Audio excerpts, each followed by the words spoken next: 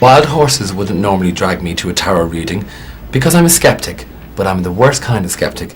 I'm a hypocritical skeptic because I'm superstitious and very nervous about it. I've never ever had a tarot reading done, but for the purposes of paranormal investigation, I've come here to Mandy and she's going to do me for the very first time. I'm a virgin. Go easy on me. How does it work? Okay, Brendan, no problems. This will be very, very light, okay? So what I want you to do is just shuffle these cards. So do a bit of shuffling, and then keep very, very open and relaxed. Open and relax and shuffle the cards. I'm now shuffling the cards. How am I doing? Very well. Probably wouldn't make a poker player, though. I'm not bad at card tricks, though. Aren't you? No, I can put them all in my mouth. Well, all those. Well, give it a whirl. Shuffled. Okay. Opened and relaxed. Right, open and relaxed. Wowzers! Yes! September is an awful month for me, has been for every year I can remember of my life. So I go and see a spiritual counsellor who I've developed a very strong bond with. And she knows enough about me to know, one, never to try and contact a dead relative, because I think the dead should be allowed to sleep. Leave them alone. I'm so not into that. And never to try and impress me by saying, oh, I know something about you, because I know most things about me are in the press anyway. So I see a spiritual counsellor who advises me how to deal with all my negative aspects and my bad habits and things like that. And she uses astrology, tarot and instinct to just give me advice for the next 12 months. Okay, I'm getting a couple of names. I'm getting the name Teresa and Graham. Okay, I want you to look out for these people. That's really spooky. Should I tell you who Teresa is? You may if you want. Teresa is my director in Ireland who put up together my very first television programme idea, and we got commissioned, and she's one of my best friends. When you hold the cards, you are transmitting an energy across that's either positive or negative, and the cards kind of just respond to that. I don't know why. I don't feel sure of the tarot. I'm scared of it, if I tell the truth. Yeah, all of those cards that they look like they mean death and whatever, but in fact they mean the opposite. Okay, this is great, because for a superstitious person, you've got the death card right slap bang in the middle. Okay, so it's the first card you pulled out, but that's fine, because it actually means that you're moving on now. You've had a bit of a hard time as far as financial problems and things like this, but actually you're moving on. You could do talking to your bank manager. A crystal ball or cards or reading a palm or tea leaves is a conduit. That if the person is good, they don't actually need any of those things. Astrology, I think, is absolutely fascinating. It should not be the way you live your life, but it should be a guide. It should be like a little faint trace line around warnings and around good points and things like that. I am always absolutely keen to know what birth sign people are, because with men, I know if a man is a Capricorn, then I can just completely ignore his ego, because it's going to be big, and I should not be threatened by his ego. If a man is a Scorpio, then okay, he's going to have a high sex drive.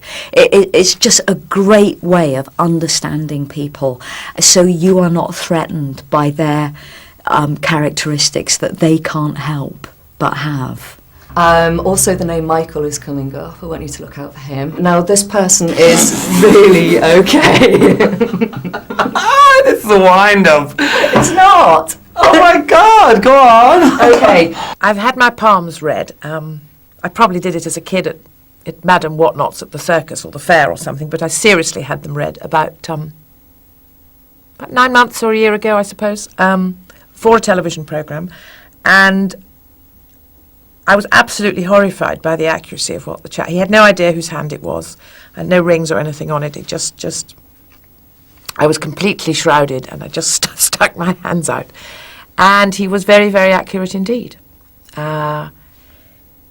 He actually, and I mean, where is it in my hands? He virtually knew that I'd moved from politics into sort of media and entertaining and writing.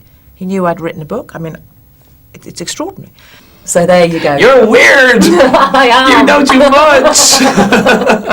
I can't remember what she did, if it was a crystal ball or the tea leaves or my palms, whatever it was. She told me things that I still thought were cobblers. She said to me, for instance, children, she said, I can't make it out. You're going to have, is it 1 or 2? This is very, very unusual. I can only see you have 1 birth, but I see 2 children. Well, I had twins. But then, this was in the 80s, you know, I didn't have my children till 1994. So at that time, I was thinking, what is she talking about? She's bananas. And she also said, and you're going to marry someone called Steve. Well, I only knew 3 Steves. One I'd worked with, I thought, well, it's not him.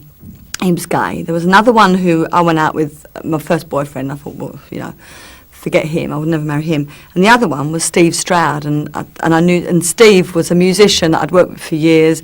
I know that he put himself about. He had all sorts of girlfriends. I thought, oh, woe beside the girl who marries him. It won't be him. And it was. I married him. If you believe in angels, all you do is pick a card every day. Oh, my guardian angel will be on my shoulder all day. Some celebrities are certain that angels live amongst us, and they haven't just met me. I believe in angels. I think that they are messengers that come to us with something that we need at a time in our lives when we're either searching or need to receive a sort of sense of well-being. I think angels walk among us every day.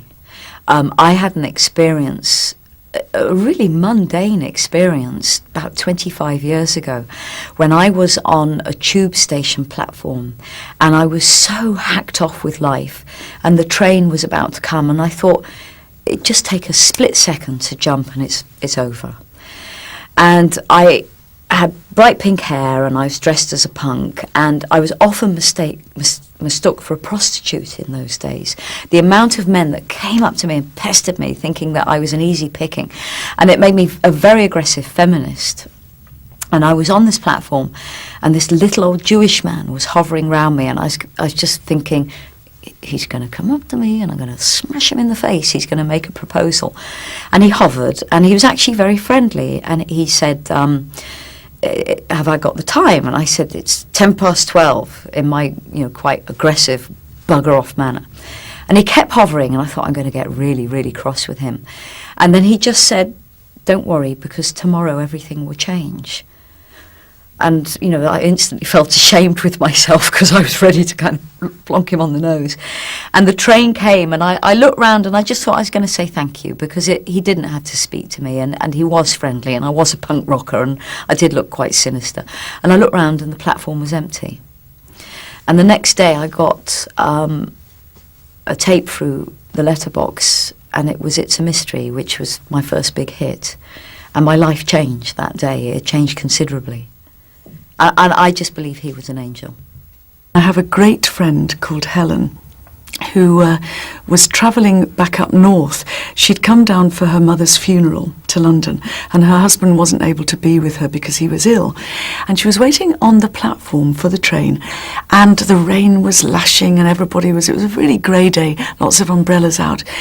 And suddenly she was aware of this very, very tall stranger standing right next to her, actually within her sort of comfort zone of like, don't get that close to me. And normally she'd have moved away pretty quickly and thought, hang on a minute. But she didn't feel anything other than absolutely comfortable. And she said he was incredibly beautiful. Nothing sexual at all in the feeling, just this great sense of sort of peace and comfort. And she looked at him out of the corner of her eye.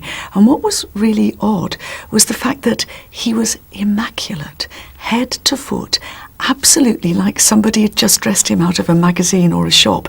And even his shoes didn't have a scratch. They were completely highly polished. No mud. Everybody else was, really rain-lashed.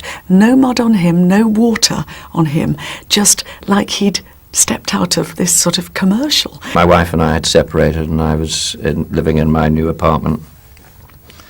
And I was so depressed with the way I'd messed up many aspects of my emotional life and my relationship with other people, that I was in deep depression. And I found myself, as one does sometimes, like on the floor, not chewing the carpet, but, kind of on my knees and down. The train arrived, they both boarded it. He didn't sit with her, he sat at the other end of the carriage, but she was aware that he was looking at her quite a lot. But again, it wasn't anything strange or perverse, it was just this feeling in some way that he was guarding her. And this arm came around me, and it held me here, and squeezed me like that and went, "It's all right. Everything's all right." And I went, "Oh my God, I can't believe this is happening. This is so beautiful. Thank you very much." I don't know where that came from, but thank you very, very much. And I stood up and went through the rest of the day with such real joy.